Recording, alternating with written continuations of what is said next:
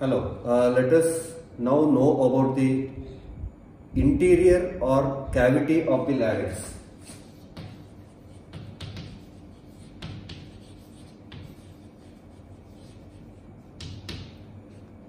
The cavity of the larynx extends from the laryngeal inlet to the lower end of the cricoid cartilage. That portion between the laryngeal inlet and the lower margin of the cricoid cartilage is the cavity. This inlet of the larynx, if you see in the model, this is the laryngeal inlet. The cavity, the upper limit of the cavity is formed by the inlet of the larynx, which is bounded in front by epiglottis. This one is the epiglottis.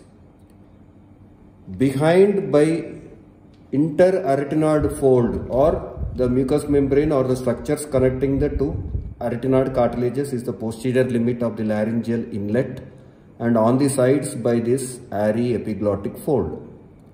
I repeat, the boundaries of the laryngeal inlet are: in front epiglottis, behind interarytenoid fold covering or connecting the arytenoid cartilages, on the sides by corresponding aryepiglottic fold containing corniculate cuneiform cartilages and aryepiglotticus and thyroepiglotticus and quadrate membrane. Okay, by the side of this is the pyriform fossa. This is the pyriform fossa. Okay.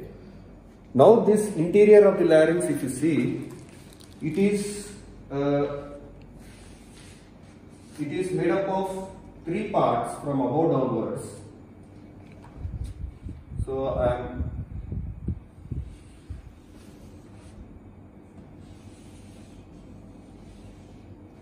this is aryepiglottic fold.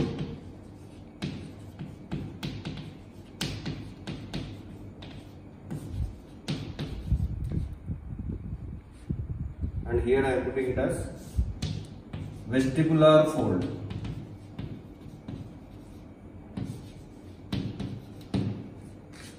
So the interior of the larynx contains three parts. This is the upper part, which is called as vestibule, upper part or vestibule, which is funnel shaped, extending from the aryepiglottic fold to the vestibular fold, being limited on the sides by a membrane called quadrate membrane. This one is the quadrate membrane.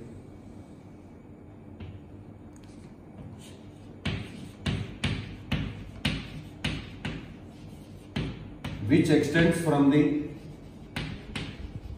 quadrate membrane extends from the aryepiglottic fold to till the lower end of this quadrate membrane undergoes thickening, and that forms the vestibular ligament.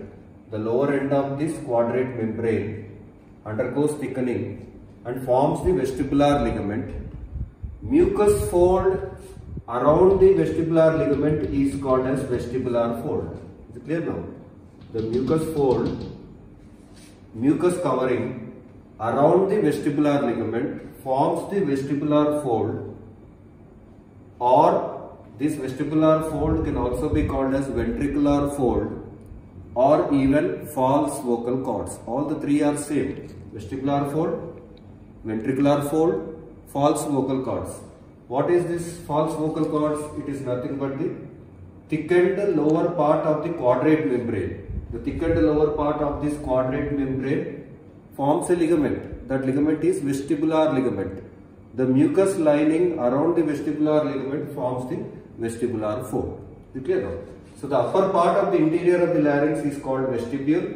It is funnel shaped. It extends from the aryepiglottic fold to the vestibular fold. It is limited on the sides by the quadrate membrane.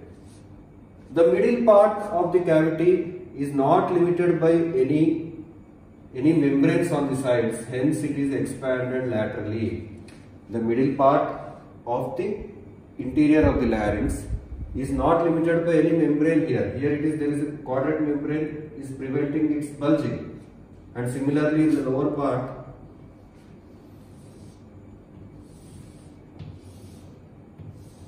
there is a membrane called cricovocal membrane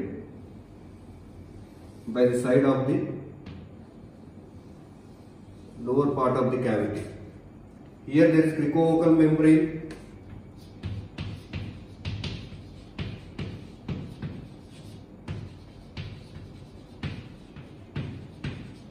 and here there is a quadrate membrane, but in the middle part, which is called as sinus, the middle portion is called as sinus of larynx, is not limited by any membranes on the sides. Instead, its wall contains a mucus saccule or a mucus diverticulum or a saccule,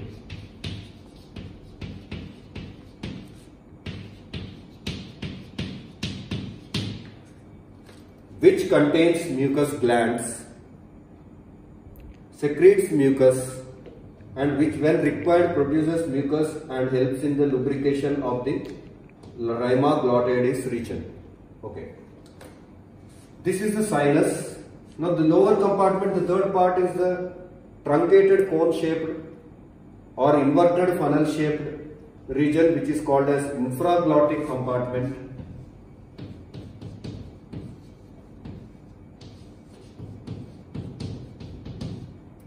Infraglottic compartment, being limited by the cricovocal membrane, forms the lower part of the cavity of the larynx. Now, this cricovocal membrane, this green one, in its upper part thickens and forms vocal ligament. The thickening of the upper part of the cricovocal membrane forms the vocal ligament. Adjacent to vocal ligament, here already you know that this is cricovocal membrane. The thickened upper part of it is vocal ligament. Adjacent to it, this one is a vocalis muscle. This ligament and that muscle surrounded by the mucous membrane is called as the vocal cords. Clear? So here the vocal cords are present. Okay. Now, the region between the two ventricular or vestibular folds is called as rhima vestibuli. This region RV I am putting, which is rhima vestibuli.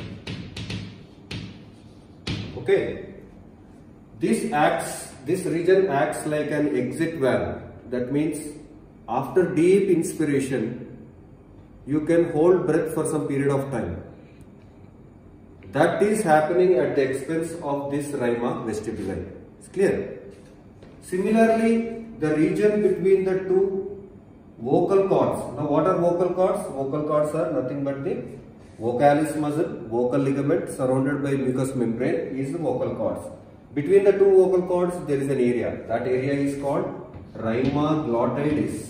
This region is called rhima glottoides. This acts like an entry valve. Holding of the breath after deep expiration for some period of time is happening at the expense of this space called rhima glottoides. Okay. This is all about this interior of the larynx. If you see here near the region of the vocal cords, these vocal cords which are extending from the thyroid cartilage and to the arytenoid cartilage here. So in front from the thyroid cartilage, behind it is attached to the vocal process of arytenoid cartilage. So that region of the rhima glottoides, if you see, it contains of intermembranous part in front,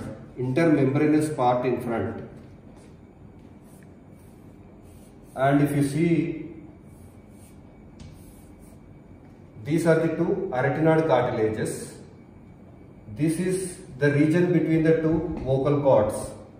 So the region between the vocal cords is divided into anterior part, which is in between the two membranes, between the vocal membranes, and in the posterior region it is between the two arytenoid cartilages.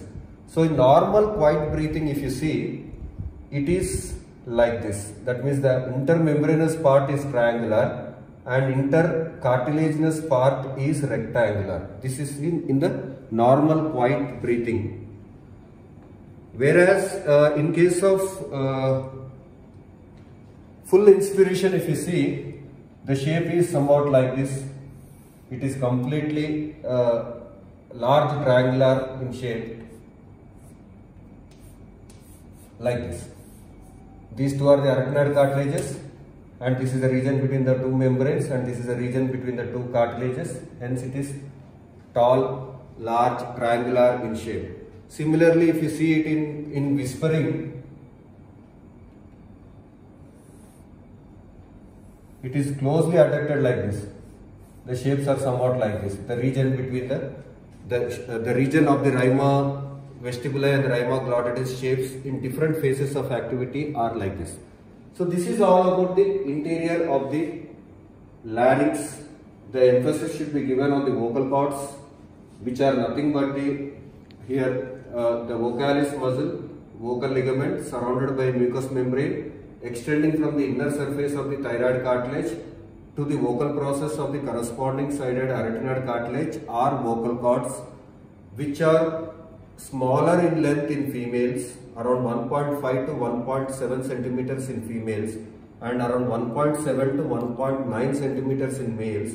Shorter and thicker the vocal cords, greater is the frequency, greater is the modulation, greater is the amplitude of the voice. Hence, females are blessed with the shorter vocal cords and can modulate their voice much better than the males.